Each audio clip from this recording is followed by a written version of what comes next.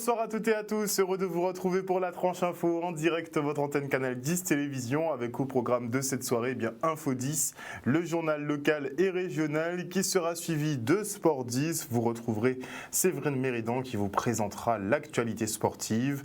En deuxième partie de Focus, je recevrai notamment des syndicats enseignants qui subissent énormément de pression de la part des directions d'établissements pour que les cours reprennent. Vous le savez, pour la plupart, ils sont mobilisés depuis près de 3 semaines pour dénoncer la réforme des retraites et la suppression de 72 postes dans l'Académie Guadeloupe.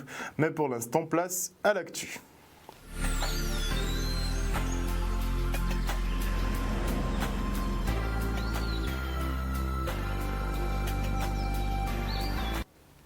Nous sommes le vendredi 24 janvier 2020 et voici les titres de votre Info 10. Et non, pas de titre ce soir, on embraye directement avec cette très mauvaise nouvelle.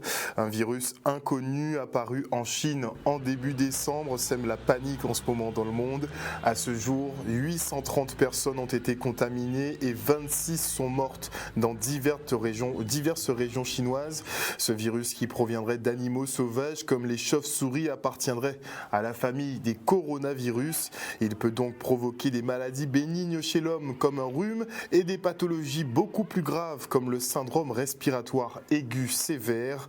Et un élément inquiétant en ce moment, c'est qu'il est transmissible par l'homme et est déjà arrivé en France hexagonale. 2 cas ont été avérés, l'un à Paris et l'autre à Bordeaux, en espérant qu'ils n'atteignent pas la Guadeloupe. Et on part maintenant pour la présentation de Sauve Life, une application qui peut aider à sauver des vies. Si un arrêt cardiaque se produit non loin de votre position, vous serez alerté directement sur votre mobile. En lien avec le SAMU, vous pourrez ainsi intervenir rapidement et maximiser les chances de survie de la victime. Le reportage. Life, qui est une application gratuite qui permet, quand on en accepte le principe, d'être déclenché en cas d'arrêt cardiaque dans la proximité où se trouve celui qui est activé. Celui qui est activé donc va accepter de se rendre sur le lieu où on lui a signalé l'arrêt cardiaque et qu'il soit formé ou non au geste de premier secours, il sera en contact permanent avec le SAMU et pourra être guidé pour faire la réanimation que souvent les proches sont trop choqués pour réaliser, surtout quand ils ne sont pas formés.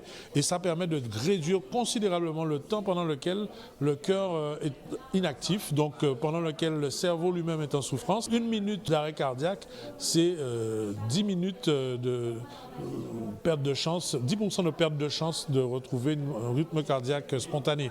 Donc il est vraiment important de sensibiliser le citoyen lambda à l'intérêt de faire une action tout à fait citoyenne. Et maintenant, on se rend compte que ce ne sont plus seulement ceux qui sont formés au premier secours grâce à ce type de dispositifs qui peuvent être utiles, puisque nous-mêmes au SAMU, nous pouvons leur donner les instructions. Elle va en tout cas compléter notre travail au quotidien parce qu'on va faire nous la même chose, simplement au lieu de s'appuyer sur les appelants, c'est-à-dire les familles, les proches qui parfois sont incapables d'écouter nos consignes parce qu'ils sont paniqués et qu'ils ont peur de mal faire, on va pouvoir s'appuyer sur des citoyens volontaires et ça c'est une énorme chance parce que le volontaire il va être beaucoup plus réceptif à nos messages, à nos consignes de massage, à nos consignes d'aller chercher un défibrillateur et donc forcément on va gagner du temps. On va avoir plusieurs actions, il y en a une demain à Destréland où on va former la population au geste qui sauve gratuitement sans inscription à partir de 9h jusqu'à 16h. Venez nombreux, c'est extrêmement important. Vous, les médias, c'est extrêmement important que vous relayiez cette action-là. Et puis, il y aura des actions tout au long de l'année pour essayer de promouvoir l'application. C'est important qu'elle soit sur tout le territoire national pour sauver un peu plus de vies. Plus nous serons nombreux sur l'application, plus nous sauverons des vies. Et plus il y a de départements qui seront ouverts, on aura plus de survivants. L'UTC, UGTG et le maire de Bémao sont-ils en passe de trouver un accord ? Il semblerait bien que oui, mais rien n'est encore joué.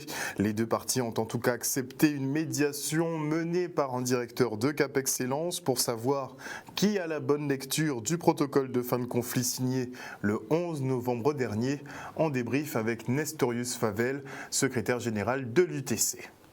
Nous acceptons un accord de médiation Et nous avons fait le point immédiat là, nous avons fait le point jeunesse à mouvement là, et expliquer les choses. Et surtout expliquer ça, nous écrit ensemble après tout un nuit de négociation. Et lui-même qu'à reconnaître et nous-mêmes qu'à reconnaître, ni en l'eau mauvaise foi à l'autorité là. Et donc c'est là nous allons débattre pour voir quelque chose, nous allons sortir. Mais pour le moment, ce n'est pas une négociation, ce n'est pas un projet de protocole de sortie. C'est un état nous avons fait et après certainement nous faisons un accord pour ça, nous avons fait lundi. Si l'autorité jusqu'à aujourd'hui là pour comprendre qu'elle fait appliquer, respecter ça, lui-même signé le 11 octobre, nous ne pouvons pas faire seul. Et donc nous sommes prêts à accepter une sortie, mais de façon que ça nous écrit le 11, accepter de façon officielle en collectivité Bémaro. Puisque ça nous écrit là, chaque fois en cas dit, nous ne pouvons pas écrire, nous faisons un paquet de discussions entre nous, discussions techniques, tout ça qui est tenu, et qui mène nous à écrire. Et je dis qu'à dire comme ça nous pouvons comprendre, et c'est ce qui est malhonnête, ça nous pouvons comprendre, à part ça, lui, comprendre, mais c'est vraiment bête, mais ça nous connaît, c'est bien là ça. Et donc d'ailleurs, nous pouvons échanger avec les médias là, et nous pouvons éventuellement, si quoi nous pouvons essayer d'avancer pour au moins la semaine prochaine, nous verrons si nous pouvons sortir, un accord de fin ou de suspension du conflit.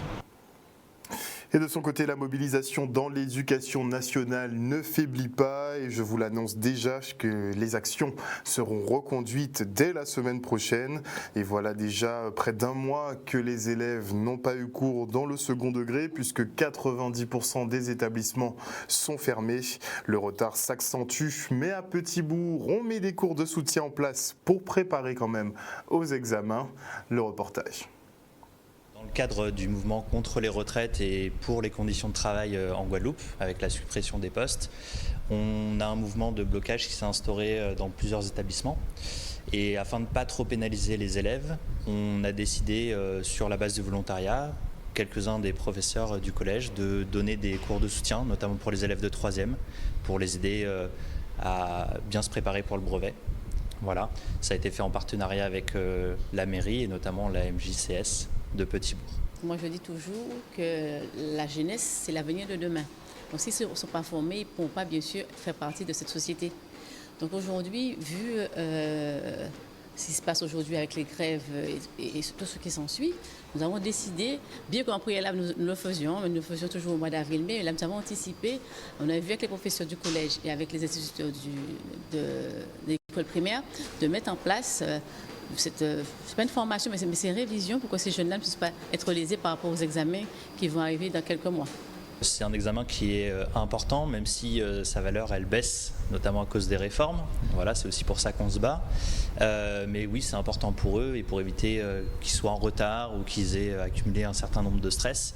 Eh bien, on les prépare au mieux. En tout cas, on essaye d'éviter de les pénaliser. Si la grève continue, nous avons lancé cette solution. Vous comprenez bien qu'avec bien sûr l'avis des professeurs.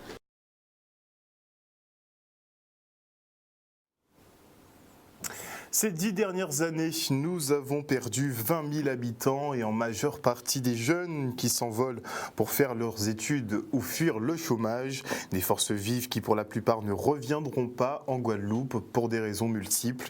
Un dépeuplement que l'association Allez-Vini tente d'expliquer au travers d'une enquête sur les perspectives et limites au retour de notre jeunesse. Le reste en images. Là, c'est exactement la question qu'on se pose aujourd'hui. Pourquoi nos jeunes partent? Nous sommes une jeune association. En fait, on s'est rendu compte que sur une plage d'âge de jeunes qui ont été diplômés dans les années 2000, sur 30 élèves de terminale qui sont partis faire leurs études, on a moins d'une dizaine qui sont revenus. Alors quand on parle sur nos groupes WhatsApp, sur nos groupes d'applications et tout le monde y va de son petit commentaire en disant « Ah ben c'est parce qu'il n'y a pas d'emploi ici, c'est parce que le management est difficile, c'est parce que les salaires ne sont pas à la hauteur en fait. » Et on n'arrive pas à dégager clairement un état des lieux qui soit concret. Alors c'est pour ça qu'on s'est dit qu'il fallait qu'en tant que Guadeloupéens, on constate, autant que c'est une réalité, qu'il n'y a pas que les Guadeloupéens s'en vont et qu'ils ne reviennent pas.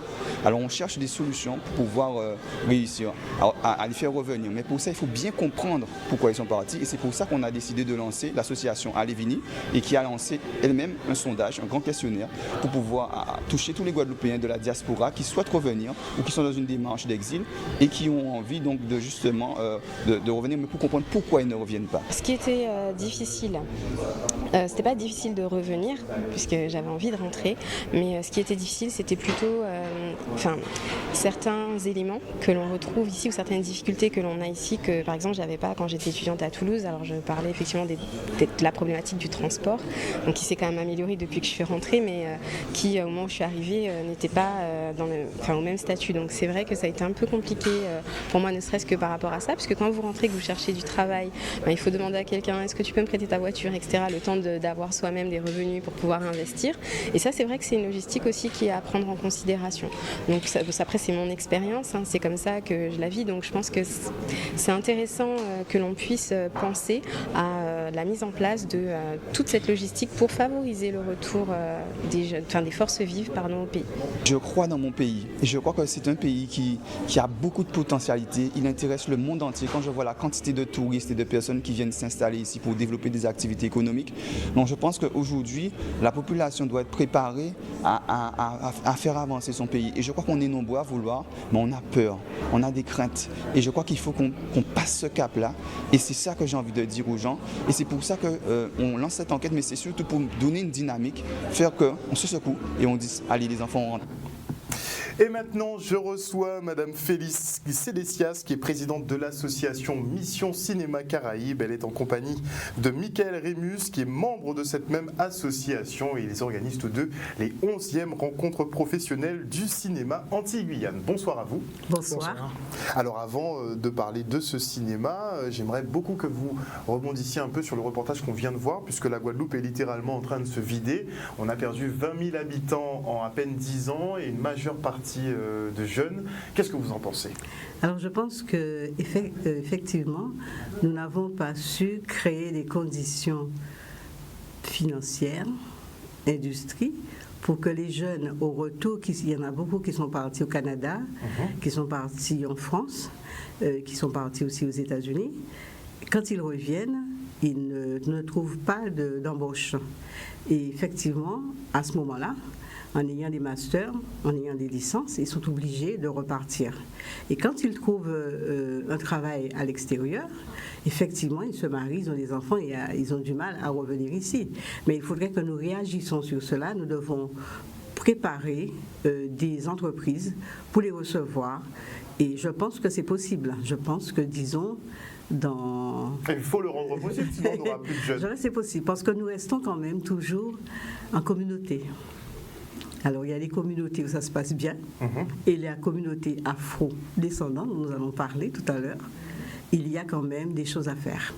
Alors, est-ce que déjà, dans le domaine du cinéma, vous avez des retours justement de jeunes qui ont été se former notamment aux États-Unis, vu qu'ils sont le plus en pointe en la matière? On a vu qu'on a une section audiovisuelle qui a ouvert à Pointe-Noire, oui. Mais est-ce que pour les spécialisations cinéma, on a de bons retours? Alors justement, dans le cadre de Mission Cinéma Caraïbes, nous avons 2 jeunes. Il y en a une qui vient du Canada, justement, et qui est revenue et qui fait des petits stages et qui a une formation en communication, en infographie.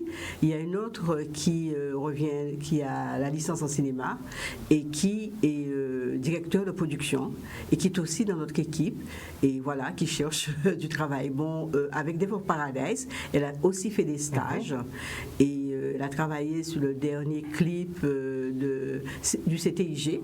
Mais ça, c'est juste 2 exemples, mais il y en a beaucoup qui veulent revenir et rester ici. Mais il faut qu'on crée les conditions, d'où l'existence de Mission Cinéma Caraïbes. Est-ce qu'on peut parler d'un cinéma guadeloupéen? Est-ce qu'on a un cinéma guadeloupéen? Alors, je vais dire qu'on a des films de Guadeloupe, mais on ne peut pas dire encore qu'on a un cinéma guadeloupéen qui peut s'exporter.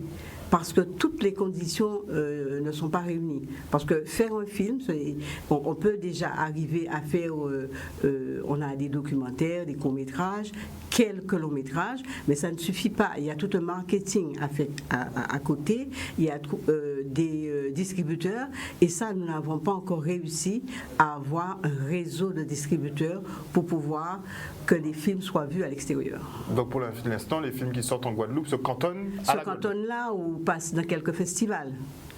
Et voilà, il y a eu l'exemple que vous avez reçu, Secret de famille, avec qui fonctionne bien, là, ils sont en production Martinique. oui, mais un long travail pour arriver à la production de ce film et à sa diffusion.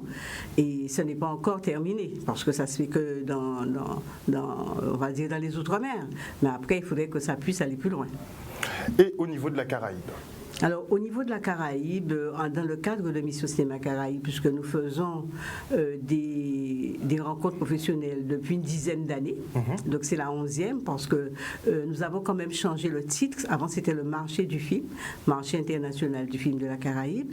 Mais ça, comme nous voulions faire d'autres activités, autour de cela, on ne pouvait pas dire l'association MIFTC va faire une soirée et tout ça. Donc nous avons, après les 10 ans, on a changé d'intitulé. C'est pourquoi on s'appelle Mission Cinéma Caraïbe, qui a plusieurs activités, dont les rencontres qu'on garde, parce que dans les rencontres, il y a des ateliers avec des experts qui viennent. Nous en avons 2 qui sont arrivés hier, Antoine Cupial et Christelle Georges, et où les jeunes vont travailler sur l'écriture, mieux écrire le scénario, parce que le scénario, ce n'est pas...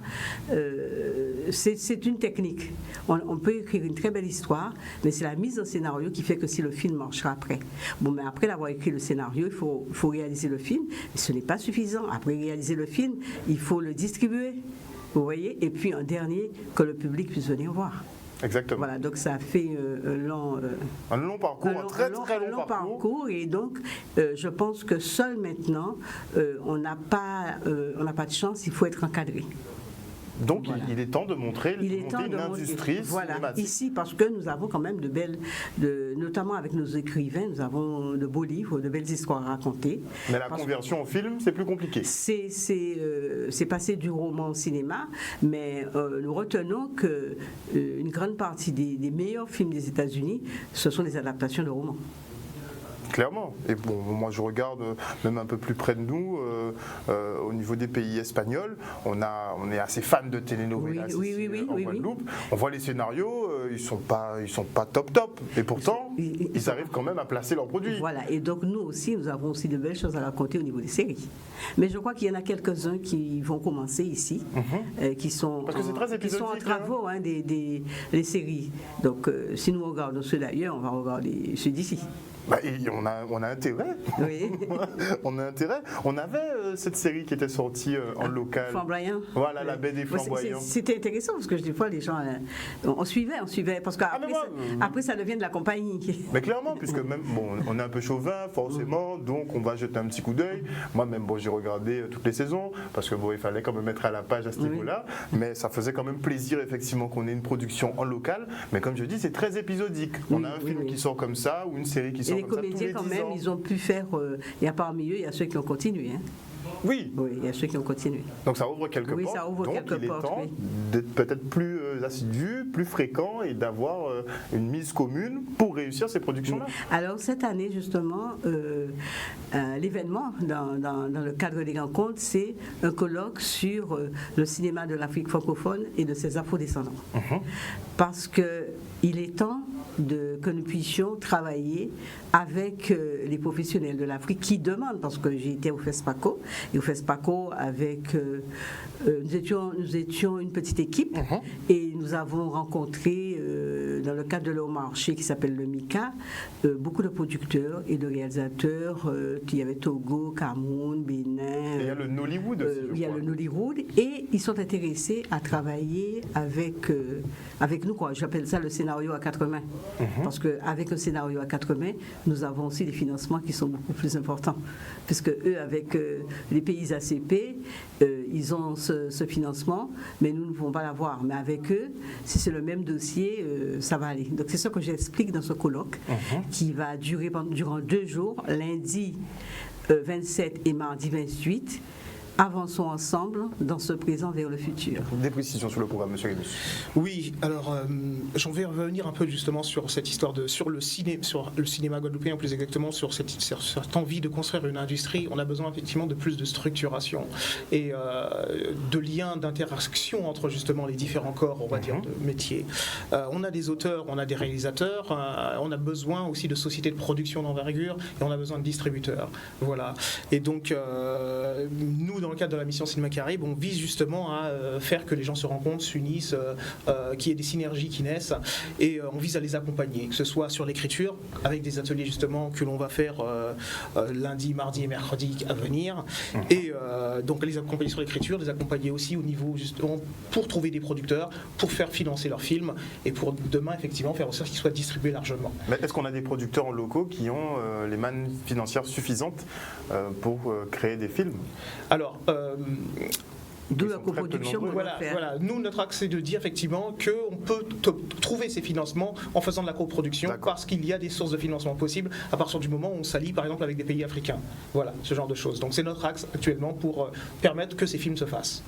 Parce que les montants sont non négligeables quand même, quand on parle de réaliser un film, on parle de dizaines de milliers, voire de centaines de milliers d'euros directement, donc l'Union ferait la force à ce niveau-là. Ok. Alors nous allons aussi parler du grand public. Oui, bien sûr. Bien sûr, puisqu'en fait, ce que l'on fait, c'est qu'on a fait effectivement des actions pour les professionnels, mais on a aussi, on va dire, notre envie, c'est de faire découvrir des films caribéens, des films africains, films d'outre-mer, aux Antillais, aux Guyanais, à toute l'outre-mer. Et donc, on a des films que l'on va projeter, notamment on va commencer ce samedi prochain, demain soir. Demain soir. Pour la série d'ouverture, effectivement, avec le film Cuban Network, qui est un film franco-brésilien avec Penélope Cruz, avec Edgar Ramirez, une histoire d'espionnage, un thriller, voilà. Et on a d'autres films du Soudan, on a des films, d'autres pays d'Afrique, on a des pays effectivement aussi, tout un tas de documentaires, des courts-métrages, des Antilles, de la Guyane. Des productions qu'on n'a pas l'habitude de voir. Exactement. Et Cuban Network, justement, on a eu la chance parce que c'est un film qui est en avant-première. Sa sortie nationale, c'est le 30, et nous le passons, c'est un film d'Olivier Assayas. Je pense que les cinéphiles connaissent très bien. Et nous le passons demain soir, qui est le 25 en avant-première. Et il y a aussi une autre avant-première qui est Tumora 20 ans. C'est un film qui vient du Soudan et qui aussi est une avant-première parce que la sortie nationale, c'est au mois de février. Voilà. Donc l'occasion effectivement deux avant-premières, de découvrir ces avant-premières. Où est-ce que ça va se passer? Alors, pour les différents rendez-vous? Les rendez-vous cinéma, projection, c'est aussi des théâtres du Lamentin, 18h et 20h. Et puis, les ateliers, c'est à la médiathèque, de 9h à 18h. Et vous avez donc disons que pas le dimanche, on aura samedi, lundi, mardi, mercredi, jeudi. Et le dimanche, la médiathèque est fermée, donc tout le monde ira au cinéma. Naturellement. Naturellement.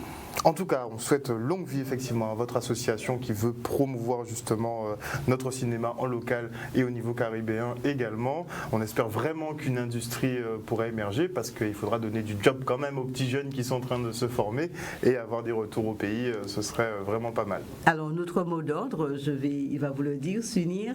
S'unir pour avancer, s'unir pour réussir. On y arrive. Petit à petit, on y arrive. On prend du temps, mais on y arrive. On va y arriver. En tout cas, merci beaucoup à vous deux d'être venus sur ce plateau ce soir. Et chers téléspectateurs, on vous donne rendez-vous effectivement pour ces 11e rencontres professionnelles du cinéma caribéen qui se dérouleront notamment, vous l'aurez compris, à la Cinémathèque du Lamentin. Merci encore. Okay. Merci. Et la transmission, elle, est essentielle dans la pérennité d'une culture et c'est ce à quoi s'attelle Winnie Kaona dans le domaine de la Begin. Héritière de Moon de Rivel, elle a rédigé une genèse de cette danse de 1924 à nos jours, un ouvrage présenté lors du premier café littéraire de la ville des Abîmes. Le reportage. Ce soir, nous avons tenu notre premier café littéraire de l'année avec Winnie Kaona. Alors, le concept du café littéraire, on le connaît, c'est un café littéraire par mois qui consiste à réunir des amis de la lecture, des personnes qui sont intéressées par tel ou tel écrivain. Et nous recevons un écrivain de façon à ce qu'il puisse présenter son ouvrage, que nous mettions en place un débat par la suite, qu'on échange autour de cet ouvrage et à la fin, il y a une dédicace. C'est un moment extraordinaire parce que le premier café littéraire dédié à cet espace m'a été consacré et je dirais pas moi seulement mais à Moon de Rivel parce qu'il s'agissait de parler du livre Cœur Begin. Un beau moment d'échange autour de l'ouvrage de Winnie Kaona qui est la collecte de documents, de souvenirs, une collecte mémorielle autour de la Begin et autour de quelqu'un qui l'a porté haut la main, Moon de Rivel. Et le travail de Winnie Kaona est à mon avis un travail est très important puisqu'il est constitutif d'une recherche, d'une quête d'identité qui est la nôtre et qui nous permet donc, pourquoi pas, de revendiquer une culture qui est nôtre. Avant toute chose, nous sommes nous-mêmes, nous devons nous retrouver et c'est ce que l'on retrouve à travers cet ouvrage, à travers le travail que je fais de transmission, que je fais pour les élèves, pour les générations futures et comme je dis encore, je continuerai jusqu'au bout. Je donne rendez-vous à tout le monde vendredi 31, ici même, à l'auditorium Pierre-Édouard Décimus, où on va découvrir la jeunesse de la Béguine de 1924 à nos jours. Un reportage signé Vianney Valverde. Et voilà, chers téléspectateurs, nous sommes arrivés au terme de cette Info 10. Merci pour votre fidélité à ce programme. Et petit rappel, le fameux virus inconnu qui est en train de frapper la Chine et qui a déjà causé 26 morts, eh bien, il est arrivé en France. 2 cas ont été avérés, un à Bordeaux, un à Paris, en espérant qu'ils se contentent de rester en hexagone et qu'ils ne viennent pas nous embêter, puisque nous avons déjà assez à faire avec notre épidémie de dingue. Plus de 4500 cas sont répertoriés depuis le début de cette épidémie. Donc faites très attention à vous. Faites des petites cures de Virapic pour renforcer le système immunitaire, ou bien de Zebapic, tout simplement, ou bien de ce que vous voulez d'ailleurs, depuis que ça renforce votre système immunitaire. Passez un excellent week-end sur Canal 10 Télévision et moi je vous donne rendez-vous lundi prochain à 18h30. Bisous.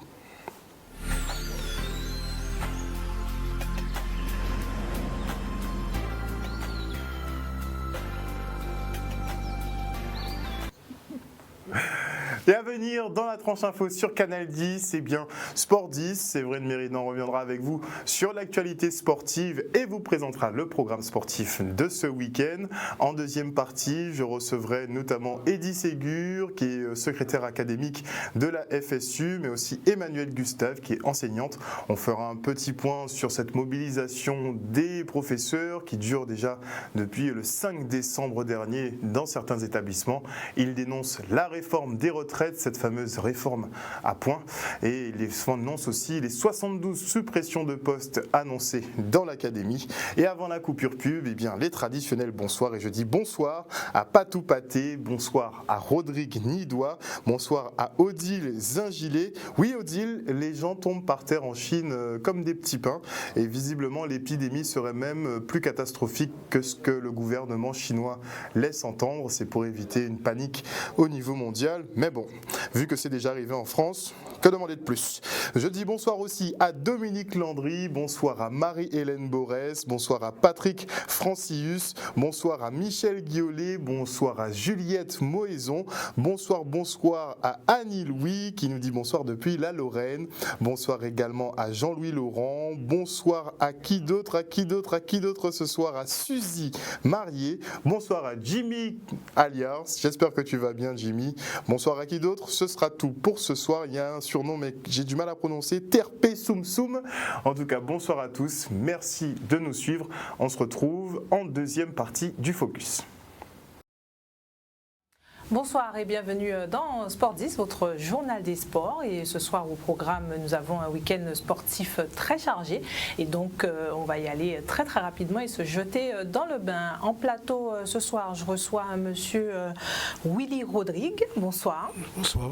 Qui est venu donc accompagner ce soir. Il va pouvoir nous présenter un peu quelques membres de son club qui sont donc également ce soir avec nous pour parler bien sûr de Kwenkido et également donc de self-défense. C'est bien ça? Oui.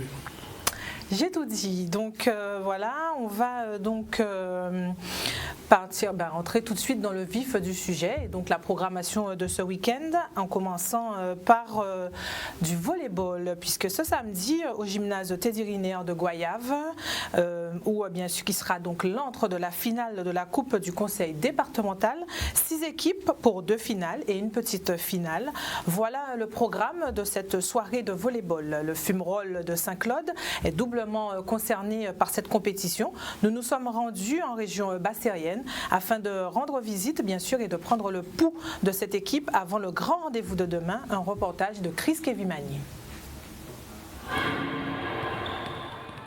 Pour la préparation de la Coupe départementale, il n'y a pas de préparation spécifique.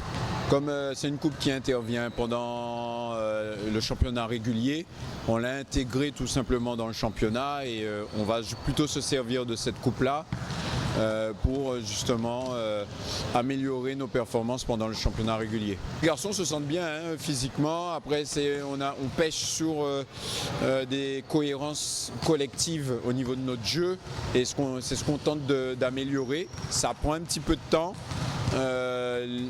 L'entraînement c'est bien mais les matchs c'est bien mieux et dès qu'on va enchaîner les matchs retour, je pense que ça va donner quelque chose de bien d'ici le mois de mars. On essaye de faire du mieux qu'on peut.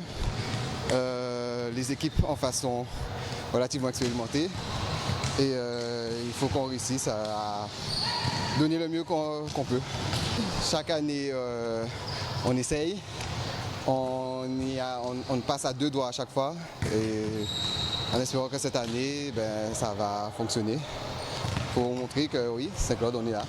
Alors chez les filles, c'est tout autre. L'équipe de filles de Fumerolles est pour sa première année en championnat régional.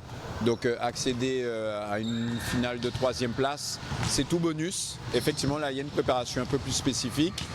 On s'est servi des 2 derniers matchs de championnat pour préparer ce match-là. On a fait un travail spécifique par poste. Et on espère que ça pourra payer samedi. Mais là, c'est vrai qu'on est sur une phase quand même montante. Donc on a de l'énergie, on a envie d'y aller, de bouffer des matchs, de bouffer des ballons. Donc on essaye de faire notre maximum. On a eu un début un peu difficile. C'est vrai qu'on apprenait un peu à retrouver nos repères, savoir qui pourrait jouer à quel poste. Petit à petit, on a des postes qui sont vraiment stables, à la passe, aux attaques. Donc voilà, petit à petit, on travaille les lacunes qu'on peut avoir. Et après, le groupe, il est là, donc ça ne peut qu'aller en fait. Pour suivre donc ces rencontres, rendez-vous dès 15h pour la petite finale donc entre le Fumerolles et l'Arsenal. 16h30 finale dames, donc entre le CMGVB et l'US Goyave. Et 18h finale homme, l'US Goyave qui sera donc opposé au Fumerolles. Donc je vous rappelle que les rencontres bien sûr sont prévues au gymnase Teddy Riner de Goyave. On parle maintenant de handball, c'est la 15e journée de championnat. Chez les femmes, 2 rencontres, la JSA sera opposée à la JTR. C'est le second qui accueille le 4e, donc une véritable affiche et qui promet de belles choses pour ce week-end. Et deuxième rencontre, ce sera l'Étoile de Morne-à-l'Eau face à la Gauloise. Chez les hommes, on aura donc, et c'est vrai, j'ai oublié de vous préciser que ces rencontres auront lieu donc samedi 25 à partir de 18h. Du côté des hommes, également, on a donc samedi 25 à 20h JSA versus JTR, et ça ce sera à Fouillol. L'Étoile de Morne-à-l'Eau sera opposée à la Gauloise au gymnase de Petit Canal. Dimanche 26 à 15h, le Lamentin Handball Club sera opposé aux Zionla au gymnase Teddy Riner de Goyave. Et enfin, la ZUP sera opposée à l'Intrépide à 15h30 à Fouillol. Et le Club Sport sera opposé à l'USR à 17h à Fouillol. Voilà. On va maintenant faire place, bien sûr, au Kwenkido. Donc, je vais dire rebonsoir à mes invités. Bonsoir. Donc, est-ce que déjà, vous pouvez nous expliquer ce que c'est que le Kwenkido? Alors, le Kwenkido, c'est un qui parle créole, parce que voilà. Kwenkido, c'est déjà, c'est en synthèse, d'accord, d'arts martiaux, d'accord, qui veut dire que est complet. Ça veut dire tout bitadin est complet, qui est au sol, qui projection, qui dans l'air, au sol, qui self-défense est complet. Et normalement, il y aura créé l'art de l'énergie vitale. Ça veut dire que nous maîtrise, nous contrôle en soi, d'accord. Et ça a servi pour vivre, ça qu'on fait dans la vie, quoi, ça décider de faire, ça a canaliser certains jeunes, d'accord, qui ont de bonnes directions, nous prendre une bonne direction, d'accord, respecter la famille, respecter ça qu'on fait, voilà quoi. Alors, qui veut dire le Kwenkido, même c'est en art vietnamien, sirop vietnamien, d'accord. Et ça a fait un bon moment nous avons pratiqué en Guadeloupe, d'accord. Et là nous avons relancé Kwenkido encore par rapport à certains d'autres arts qui n'y. Et comme on a dit, voilà, on est président là aussi, puis bah, il peut expliquer aussi un peu. Alors nous c'est Shaolin Kwenki, d'accord. Ça a fait bon longtemps nous là, mais bon nous abîmes des stades là. D'accord, dans ces gymnases-là, qu'on fait à côté de ça, le judo là. Et d'autres clubs encore, d'accord, Guadeloupe. Et là, nous avons essayé de développer, expliquer aux gens, venir parler, pour se dire si rapprocher eux, pour mener aventure là avec nous. Quoi. Ben justement, quand on a proposé à part donc Kwenkido, donc ni Kwenkido, donc c'est pour mon à tout l'âge, est-ce que ni catégorie, est-ce que qui genre si jamais on monde veut venir au bozot, quand on a proposé, quand on a fait yo. Bien, alors moi c'est José Chil, c'est moi qui y en a dans Evedadi, directeur technique là. Et entraînement nous c'est lundi, mercredi et vendredi. Et pour répondre à la question, bon, nous avons accepté pratiquement tout le monde. Même si nous avons un petit handicap, nous avons accepté. Par exemple, nous avons un petit jeune avec nous, une jeune fille qui a développé. Donc, c'est possible que n'importe qui vienne entraîner avec nous. Nous avons la pédagogie pour travailler avec eux. L'objectif en nous, c'est de mener Guadeloupéens, les gens qui ont entraîné avec nous, à une certaine maîtrise déjà des corps à travers un martial là qui c'est Kwenkido. Voilà. Et donc, vous dites qu'elles ont entraîné les lundi, 6h30, mercredi, c'était, vendredi, c'était. Donc justement, ni des membres club là des autres. Donc, il me semble que ni des gens qui l'a quand même depuis pas mal d'années, qui justement peut aussi parler et justement sentiment parce que sont pratiquants de longue date. Donc justement, lui qui l'a depuis un moment, qui sentiment justement par rapport à Kwenkido, qui j'ai une évolution là en Guadeloupe, que ça peut porter encore pour la jeunesse guadeloupéenne ou même pour les femmes, puisque c'est aussi donc à promotionner le self-défense. Aussi. Bon, en question c'est bon lancé à Dadi, bon, en martial, bon, son bien-être déjà, mental, physique. Donc, ça va permettre de donner un équilibre mental et physique et peut permettre de pallier à tout obstacle que vous pouvez rencontrer dans la vie. Mais pour pallier à ça, c'est déjà faire un nombre d'années de pratique pour permettre vous de maîtriser certaines différentes méthodes. Donc là en elle-même, c'est ça. Donc là où nous avons pratiqué le Kwenkido, son art complet. Pour que trouver, nous avons utilisé point-pied, nous avons utilisé coup tranchant, nous avons utilisé genou, nous avons utilisé aussi arme, bâton long, bâton court, ton pack, sable. Donc son art qui est très large, qui est infini. Donc nous avons des méthodes aussi pour des personnes âgées. Méthode de travail là nous qui mettons en place ça pour un jeune, c'est pas même méthode de travail là nous qui mettons pour une personne âgée. Méthode de travail là nous qui mettons pour un madame, c'est pas même méthode de travail là nous qui mettons pour un jeune. Et ainsi de suite pour un petit monde. Chaque catégorie, nos méthodes de travail. Et en fonction de ça, nos évolutions qui a fait. Donc voilà, par rapport à, nous savons tout ça qui a passé en la rue là. Et aussi là en elle-même, là on n'est pas là pour apprendre, pour aller se battre.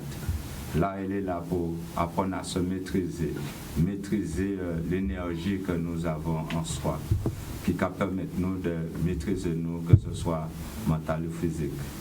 D'accord? Là, on n'est pas là pour se battre. Là, et là, c'est pour avoir une maîtrise. Comme on dit, on va pratiquer un art. Donc, c'est vie en danger. Quand on dit c'est vraiment vie en danger, obligé de faire pratique à ça ou apprendre. Mais sinon, à travers l'art, les différents entraînements, ça va permettre vous d'acquérir certaines connaissances énergiques qui va permettre vous aussi de protéger en la vie de tous les jours parce qu'on a aussi une énergie qui a propagé, qui a fait que toutes les zones négatives, c'est difficile que vous atteignez vous. Mais il faut déjà dans le bon sens de l'art, parce qu'il y a des sens, un art même, en tout art, à part de la boxe, on est en compétition, mais l'art même n'est pas une fin en soi. L'art, c'est juste une maîtrise en soi pour avoir la bonne maîtrise et pour pallier à toutes sortes de problèmes qu'on rencontre dans la vie de tous les jours. C'est ça l'art en elle-même, globalement. D'accord. Et justement, au niveau à self-défense, donc, qui sont ça qui a fonctionné, qu'est-ce qu'on a proposé, est-ce que c'est un jour particulier ou est-ce que c'est tous les jours, si jamais il y a un monde qui est intéressé, qui t'a aimé pratiquer ça, qui t'a aimé justement découvrir ça que tu as proposé, qui sont ça qui a passé? Alors, événement qu'on préside dans la sortie, qu'on fait la sortie pour José, nous là pour tout le monde, d'accord? Ok, pas ni événement, pas ni particulier. Ça veut dire que quand il dit le lundi, le mercredi et le vendredi, nous là, d'accord? Bon, après, quand Dieu nous a trouvé dans des stades de la Zabim. Par contre, si nous avons des gens qui sont intéressés pour approcher eux, bon, nous avons le téléphone, nous, tout ça qu'il faut, d'accord? Et quand nous avons dit, quand on fait l'éditer, c'est l'ambassade, c'est la vie de tous les jours. Ça veut dire, on peut sortir travailler aller là, tranquillement contre la casa, peut-être nous, on attend pour un match d'escalier là, d'accord? Quand on débute, nous attend qu'à fait souvent en Guadeloupe, ça veut dire, madame là même, il y a un problème conjugal en casa là, c'est que vous gardez entrer sous n'importe gens qui battent madame là, qu'on est des hommes battus aussi, hein, fait nous mettre dans les deux sens, fait pas, d'accord? Il y a des petits gens aussi qui à l'école, il fait bon, ni des inconnus, moi qui parle qui vraiment paix ouvert, d'accord? Il y a des petits gens qui à l'école, chaque regardé, il y a des talents, forme bitin, il y a abusé, mettre messie. À ce moment-là, nous allons mettre des programmes d'entraînement en place, d'accord? Pour parer à toute éventualité, quelle que soit la situation là, pour sortir à dedans. D'accord? Et c'est ça, nous, c'est mon rejoindre nous à niveau là, ça. Et quand on dit c'est pour eux-mêmes, hein, même faut aussi ça peut servir. D'accord? Yes, justement, les jeunes et les autres aussi. Oui. Donc, nous écoutez eux aussi. Alors, oui. Justement. Pas de problème. Donc, vous, en tant que jeune et membre du club, pourquoi le Kwenkido? Allez les gars. Mais ça fait aussi partie de ça, hein. Ça aide justement à s'exprimer. Donc normalement, vous ne devriez pas avoir peur. Moi, ce que j'apprécie de le Kwenkido, c'est un sport de combat. Ça sert à détendre aussi. Si un jour tu es énervé, ça te détend et tout. Et aussi, c'est vraiment un sport que j'aime bien, que j'adore et que avant je ne connaissais pas, maintenant que je connais. Et que moi je conseille aux gens de venir faire ce sport-là. C'est un sport qui te canalise et te permet aussi de garder ton calme dans des moments durs. À côté.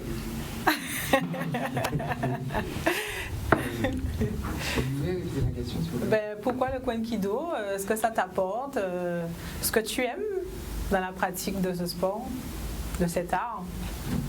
À la base, je fais du Kwenkido pour apprendre à me défendre, enfin, apprendre à me défendre, et voilà. Et du coup, le Kwenkido, ça sert à avoir de la maîtrise de soi. C'est un art martial complet, c'est aussi un art martial complet, comme disait José aujourd'hui. Et voilà, on fait énormément de choses, c'est intéressant. C'est pour ça que je fais ça. Juste à côté, la petite fille du groupe. Akira. Bonsoir. Alors justement, pourquoi tu t'es mise au Kwenkido? Parce que j'aime et ça m'aide à me défendre. Très bien. Et tu penses poursuivre, continuer cette activité parce que tu y prends vraiment plaisir? Oui. Juste à côté. Donc pareil, hein, Loïc. Oui, je sais entre Kwenkido, c'est pour m'améliorer sur certaines techniques que j'aimerais faire et avoir des diplômes pour avancer mieux sur les techniques des difficultés que je rencontre dans la rue. Et vu que j'aime pas trop les profitations, donc ça peut me servir aussi. Loïc est là pour lutter contre les profitations. Alors faites attention à vous. Je vais rajouter un tout petit peu pour finir répondre à la question.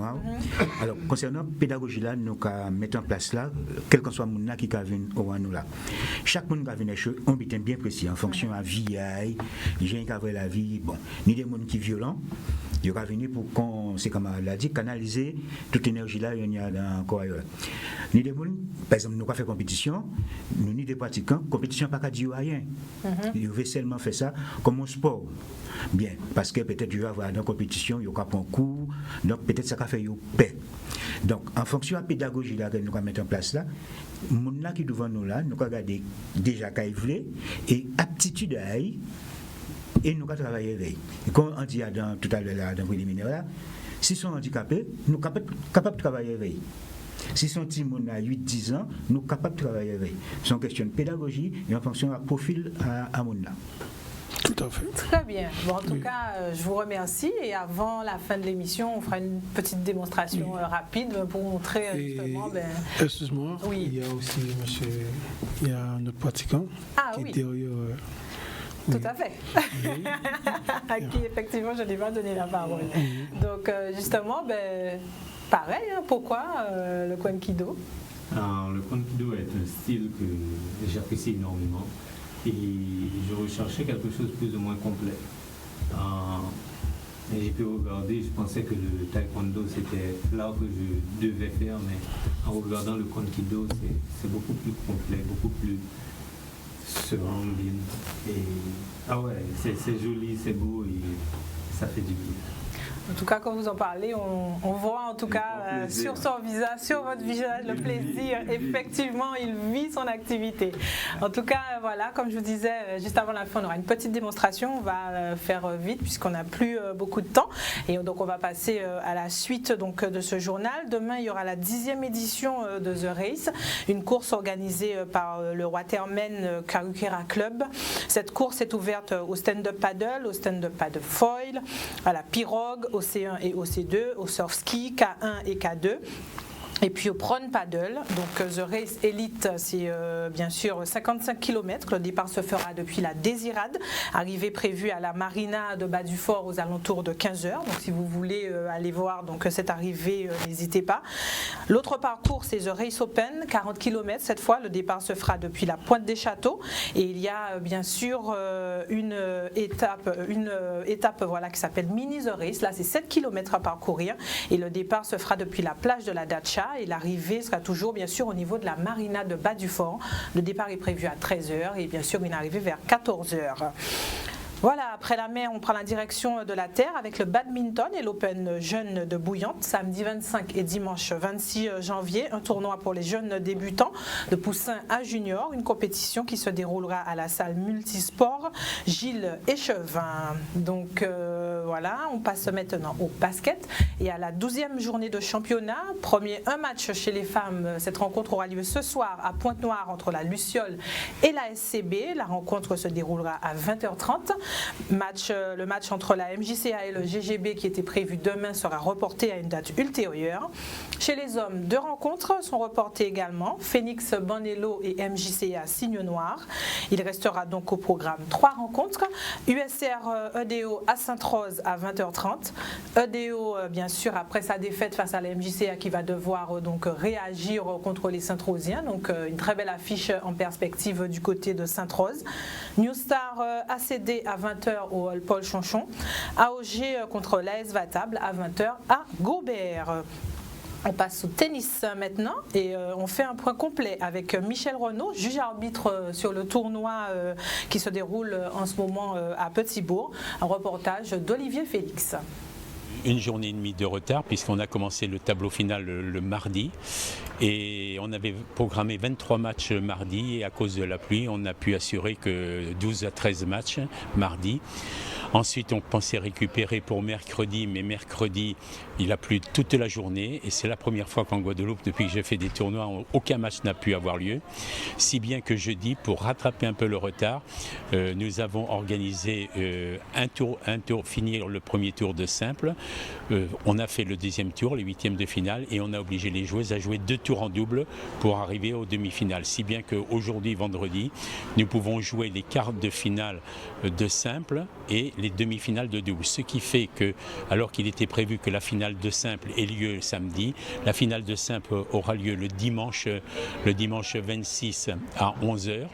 Et par contre, demain, nous aurons les demi-finales de simple à partir de 14h et aussi la finale du double. Déjà ce matin, la jeune luxembourgeoise Eleonora Molinaro a gagné très facilement sur Julie Gervais qui était blessée depuis la veille, donc 3-1 et abandon. Et dans l'autre match, nous avons eu Léonie Kung, qui est tête de série et qui va jouer la demi-finale aussi de double tout à l'heure, qui a battu la Française Myrtille Georges 6-2, 7-5. Donc ce sont les 2 premières joueuses qui sont qualifiées pour les demi-finales demain. Et là, on attend le résultat tout à l'heure. Des 2 Françaises, Harmonie Tan qui est tête de série numéro 1 contre Audrey Albier. Donc on aura sur une Française donc, en demi-finale.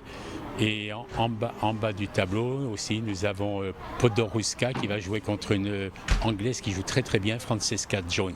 Les doubles, nous avons à avoir les demi-finales cet après-midi à partir de 15h. Il se trouve que ce sont les têtes de série 1 et 2 qui vont jouer les finales de double. Et si les têtes de série 1 et 2 gagnaient ces matchs de double cet après-midi, à ce moment-là, la finale de double serait programmée samedi à 11h avant les demi-finales de simple, puisqu'à ce moment-là, aucune joueuse qui serait en finale de double ne jouerait les demi-finales de simple. Par contre, si Léonie Kung, avec sa partenaire Oslung, battait la tête de série numéro 1, nous serions obligés de mettre la finale de double après les demi-finales de simple demain, puisque Léonie Kung est qualifiée déjà pour les demi-finales de simple. Voilà, information en tout cas importante à retenir. Sachez que donc demain après-midi auront lieu les demi-finales et la finale est prévue ce dimanche toujours à Petit-Bourg. On finit avec le foot et la 15e journée de championnat. 2 matchs sont reportés. Solidarité scolaire face au CSM et l'USG face à l'USM face à l'USB. Et donc samedi 25 cette 15e journée de championnat commencera donc à 15h30 avec le Racing Club face à la Jeunesse Évolution à Vieux Habitants. Arsenal sera opposé à la JSVH à Petit-Bourg. À 20h, Lunar sera opposé à la Gauloise aux Abîmes. Suite et fin donc de cette 15e journée. Dimanche 26 à 15h, l'Amicale de Marie-Galante sera opposée au Stade Lamantinois à Capesterre de Marie-Galante. Et à 15h30, l'AS Gauzier sera opposé au Phare, donc au Moule. Voilà, on a fait le tour de l'actualité. Sachez également que ce week-end, il y a la MJ Race. La première étape et la seconde ont lieu aujourd'hui. Et cette compétition de jet ski va se poursuivre durant tout le week-end. Donc si vous voulez aller suivre aussi ces pilotes, n'hésitez pas. On va donc achever notre émission avec cette petite démonstration. Donc c'est parti, hein. L'espace est à vous, donc allons-y vite. Ben oui, c'est ici. Okay. Donc je vous laisse. Voilà. Ok. Donc on va mettre déjà la jeunesse en valeur. Oui. Pour déjà montrer ce qu'ils font. Donc, vous connaissez déjà. Allez, on y va. Allez, il nous reste pas beaucoup de temps. Il faut faire vite. Allez, en place. Mettez-vous au milieu, là, juste là. Ici.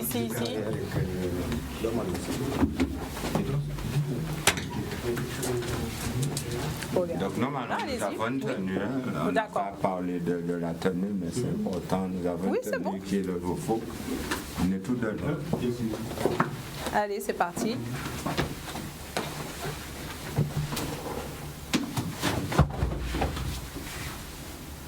Ça, c'est une technique de self-défense quand quelqu'un vous attaque avec un couteau. D'accord. Donc, ce sont des jeunes, donc ils sont en apprentissage. Donc, voilà. On en fait une dernière et après... Bon, alors là, c'est la même chose. Si vous voulez juste avancer un peu, voilà. Elles sont à l'école, d'accord. Et moi, peut-être un son qui compte dans le bouquet pour voir la rue là, qui est en vrai, il va essayer d'aborder, d'accord. Les gens qui essaient d'attraper, veulent rater, d'accord. Encore 26, 1, 2, 3, 4, 5. C'est fini. Il dit 4. Ok. Très bien. Je pense que c'était très clair. Bon, on n'aura pas malheureusement le temps d'avoir d'autres puisque c'est vrai qu'on arrive au terme de cette émission. Mais en tout cas, je vous remercie si vous pouvez vous mettre, qu'on puisse vous voir. Merci et en tout cas j'espère que ça fera naître des vocations, mais en tout cas c'est très très parlant et j'espère que vous aussi ça va vous intéresser et que vous allez pouvoir vous rapprocher du club de Kwen-Kido qui se situe donc on rappelle. On va dire aux abîmes à Dotemao, d'ailleurs le stade des abîmes à Dotemao. Voilà, donc nous on se dit, je vous souhaite un bon week-end sportif et on se donne rendez-vous lundi pour un nouveau numéro de Sportif. Bonne soirée à vous. Merci.